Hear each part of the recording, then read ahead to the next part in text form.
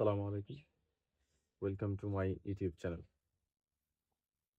গত ক্লাসে আমরা প্রেজেন্ট পারফেক্ট কন্টিনিউয়াস টেন্স পর্যন্ত পড়েছিলাম। আজকের ক্লাসে আমরা পাস্ট ইনডিফিনিট টেন্স পড়ব। Past indefinite tense. Past indefinite tense কি? যে টেন্স দ্বারা অতীতে কোনো কাজ হয়েছিল বা ঘটেছিল বোঝায় তাকে পাস্ট ইনডিফিনিট টেন্স বলে। যে টেন্স দ্বারা অতীতে কোনো কাজ হয়েছিল বা ঘটেছিল বোঝায় তাকে পাস্ট ইনডিফিনিট টেন্স বলে। পাস্ট ইনডিফিনিট টেন্স বাংলা বাক্য দেখলে কিভাবে বুঝবো যে এটা পাস্ট ইনডিফিনিট টেন্স? বাংলা ক্রিয়া শেষে ল, লাম, লে, লেন, ত, তাম, তে, তেন এদের যে কোনো একটি যুক্ত থাকবে। যেমন সে মাছ ধরেছিল, আমরা ফুটবল খেলেছিলাম, লাম আছে, তারপর এখানে ল আছে, বা ছিল, ছিলাম এগুলা থাকলেও পাস্ট ইনডিফিনিট টেন্স। কথা একটাই, পাস্ট ইনডিফিনিট টেন্সের গঠন কি? Subject plus verb two plus object বা এক্সটেনশন। এখন আমরা যখন কোনো বাক্যকে নেগেটিভ করতে যাব তখন সাহায্যকারী ভার্ব প্রয়োজন। আর এই বাক্যের গঠনের পাস্ট ইনডিফিনিট টেন্সে সাহায্যকারী ভার্ব দেওয়া থাকে না, আমাকে বাইরে থেকে ব্যবহার করতে হয়। পাস্ট ইনডিফিনিট টেন্সে সাহায্যকারী ভার্ব হিসেবে ডিড কে ব্যবহার করা হয়। পাস্ট ইনডিফিনিট টেন্সে সাহায্যকারী ভার্ব হিসেবে ডিড ব্যবহার করা হয়। তাহলে এই বাক্যগুলো যদি আমরা ট্রান্সলেশন করি, প্রথমে অ্যাফার্মেটিভ, এখানে ধরা হচ্ছে ভাত, ধরার সাথে ছিল, এটা বাংলা চেনার উপায়। তাহলে ধরা, ক্যাচ, ধরার কাজ কে করে? সি, তাহলে কি হচ্ছে সাবজেক্ট, সে করে, তাহলে কি হচ্ছে সাবজেক্ট কি।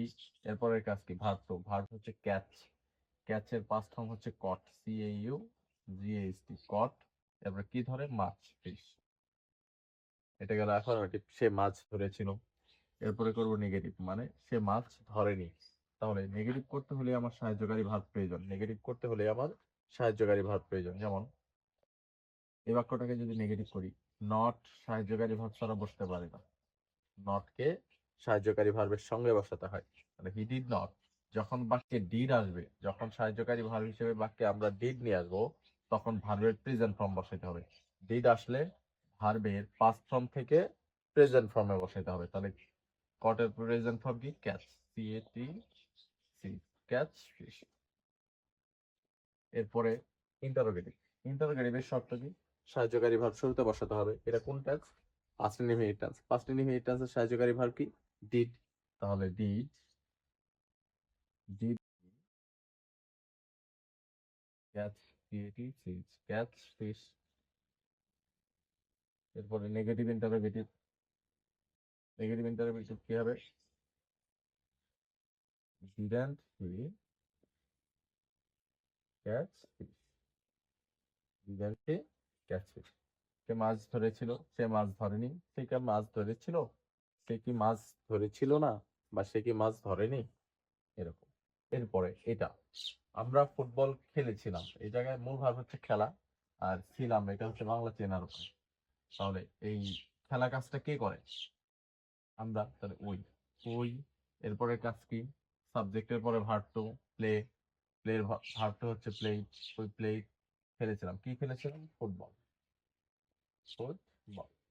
এরপরে যদি নেগেটিভ করি, নেগেটিভ করতে ওই যে আগের মতোই নেগেটিভের সাহায্যকারী ভার্ব আনতে হবে, এবং নট সাহায্যকারী ভার্ব ছাড়া বসে না। যেহেতু নেগেটিভ, তাহলে নট আসবে এবং নট সাহায্যকারী ভার্বের সঙ্গে বসবে। তার মানে এই বাক্যে সাহায্যকারী ভার্ব দেওয়া নাই, তাহলে আমাদের এই সাহায্যকারী ভার্বটাকে বাইরে থেকে আনতে হবে। তাহলে উই ডিড নট বা ডিডন্ট। আমরা ডিড নটও লিখতে পারি এরকম ভাবে, অথবা নটটাকে ডিড এর সাথে সংক্ষিপ্ত রূপেও লিখতে পারি, যেমন ডিডন্ট, উই ডিডন্ট। যখন ডিড আসবে তখন ভার্বে বেস ফর্ম, প্লে ফুটবল। এরপরে এটা ইন্টারোগেটিভ করব, তাহলে কি হবে? Did we play football, did we play football. এরপর নেগেটিভ ইন্টারোগেটিভ করব, ডিডন্ট উই প্লে ফুটবল। আবার ডিড যদি বাক্য থেকে উঠায় দিতে হয়, তখন কিন্তু ডিড আসলে যেমন ভার্বের পাস্ট ফর্ম থেকে ভার্বের প্রেজেন্ট ফর্ম করতে হয়, আবার ডিড যখন বাক্য থেকে উঠায় দিব, যেমন নেগেটিভ বাক্য থেকে যখন আমরা অ্যাফার্মেটিভ করব, ডিড উঠে যাবে, নট উঠে যাবে। অ্যাফার্মেটিভ মানে কি? নাবোধক শব্দ থাকতে পারবে না। তাহলে নট যদি উঠে যায়, তাহলে নটের জন্যই তো আমরা ডিড নিয়ে আসি। তাহলে নট না থাকলে তো আর ডিড এর প্রয়োজন নাই।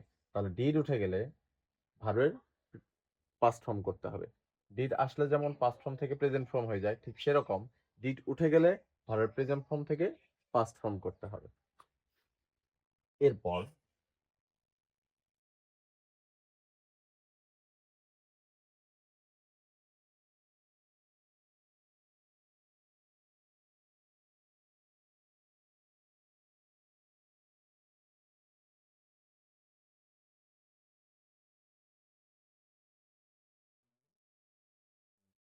জন সে একজন শিক্ষক ছিল। শিক্ষক ছিলেন, সে একজন শিক্ষক ছিলেন। এখন কোন বাক্যে যদি ভার্ব না থাকে, কোন বাক্যে যদি মূল ভার্ব না থাকে যেটা দ্বারা কাজ করা বোঝায়, যেমন সে একজন শিক্ষক ছিলেন, এখানে কোন শব্দ দ্বারা কিন্তু কাজ করা বোঝাচ্ছে না, কিন্তু ছিলেন এটা কিন্তু পাস্ট টেন্সে আছে। এরকম যদি কোন বাক্যে মূল ভার্ব না থাকে তাহলে সাবজেক্ট নিজে ছিল বোঝালে, নিজে নিজে ছিল বোঝালে তাহলে ভার্ব হিসেবে মূল মূল ভার্ব হিসাবে ওয়াজ বা ওয়ার বসে, ওয়াজ বা ওয়ার বসে। কিন্তু কিন্তু সাবজেক্টের কাছে কাছে কোনো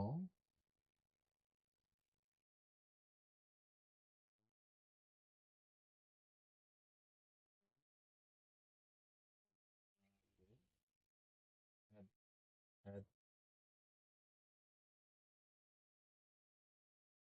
বসে। মূল ভার্ব হিসেবে had। যেমন সে একজন শিক্ষক ছিল, এই জায়গায় কিন্তু তার কাছে কোনো জিনিস ছিল বোঝাচ্ছে না, সে নিজেই একজন শিক্ষক ছিলেন, নিজে ছিলেন বোঝাচ্ছে। তাহলে নিজে ছিলেন বোঝালে তাহলে কি হবে, কি কি এর সঙ্গে কোনটা বসবে? এই বাক্যে তো মূল ভার্ব নাই, তাহলে মূল ভার্ব ওয়াজ অথবা ওয়ার কে বসাতে হবে। তাহলে he was a teacher, was a teacher. এটাকে নেগেটিভ করলে কি হবে, যেহেতু এই জায়গায় ওয়াজ কিন্তু মূল ভার্ব, সাহায্যকারী ভার্ব না। কেন মূল ভার্ব? কারণ ওয়াজ আমরা জানি সাহায্যকারী ভার্ব, ওয়াজ হচ্ছে এক ধরনের সাহায্যকারী ভার্ব। আমরা জানি সেন্টেন্সে পড়েছি অক্সিলারি ভার্ব 4 প্রকার, যেমন to be, to do verb, to be verb, to have verb, modal verb.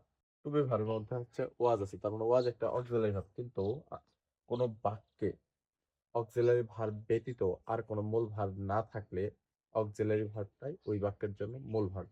এখানে এখানে ওয়াজ আমরা জানি অক্সিলারি ভার্ব বা সাহায্যকারী ভার্ব, কিন্তু ওয়াজ ব্যতীত এই বাক্যে আর কোনো মূল ভার্ব নাই, তার মানে ওয়াজ হচ্ছে এই বাক্যের মূল ভার্ব। তো এখন যেহেতু ওয়াজ একটা অক্সিলারি ভার্ব, তাই নেগেটিভ করার সময় আমরা ওয়াজের সাথে নট বসায় নেগেটিভ করতে পারি। He was not a teacher, he was not a teacher. Interrogative করলে ওয়াজ শুরুতে বসাই করতে পারি, was he a teacher, was he a teacher. Negative interrogative করলে ওয়াজেন্ট হি এ টিচার। এটা কখন ওয়াজ কখন মূল ভার্ব হিসেবে বাক্যে ব্যবহৃত হতে পারে, যদি বাক্যে কোনো মূল ভার্ব না থাকে। সাবজেক্ট নিজে ছিল বোঝালে ওয়াজ অথবা ওয়ার বসে মূল verb. Subject third person singular হলে ওয়াজ, আর বাকি সকল ক্ষেত্রে প্লুরাল হলে ওয়ার। সাবজেক্ট সিঙ্গুলার হলে ওয়াজ এবং সাবজেক্ট প্লুরাল হলে ওয়ার। এরপর যদি সাবজেক্টের কাছে কোনো জিনিস থাকা বোঝায়,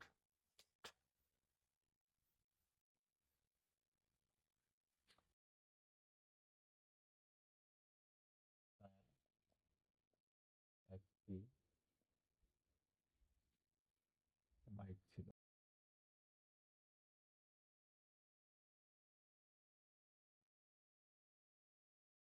কিন্তু নিজে ছিল বোঝাচ্ছে না, তার কাছে একটা জিনিস ছিল বোঝাচ্ছে। সাবজেক্টের কাছে একটা ব্যক্তির কাছে একটা জিনিস ছিল, ছিল কার কাছে ছিল, তার কাছে, তার মানে তার সাবজেক্ট কি ছিল, একটা বাইক ছিল।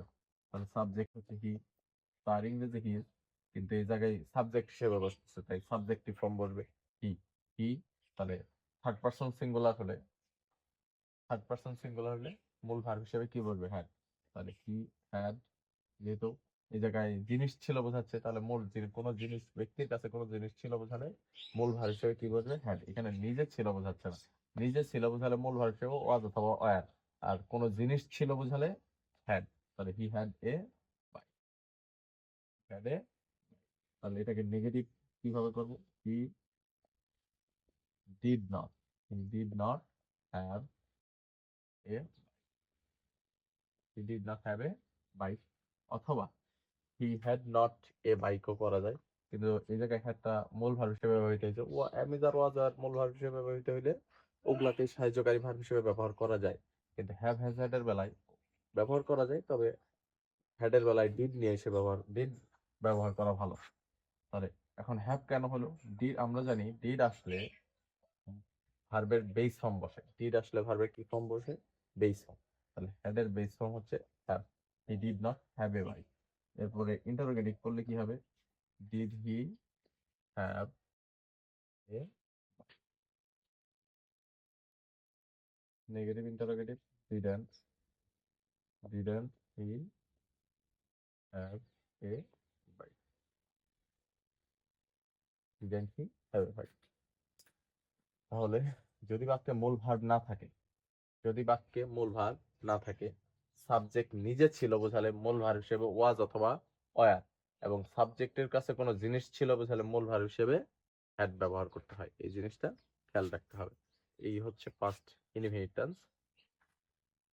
ভিডিওগুলো ভালো লাগলে চ্যানেলটা লাইক এন্ড সাবস্ক্রাইব করে রাখবেন, এবং ভিডিওগুলোকে আপনাদের ফেসবুকে শেয়ার করে রাখতে পারেন, যাতে আপনাদের যখন প্রয়োজন আপনারা ভিডিওগুলো দেখতে পারেন। Thank you.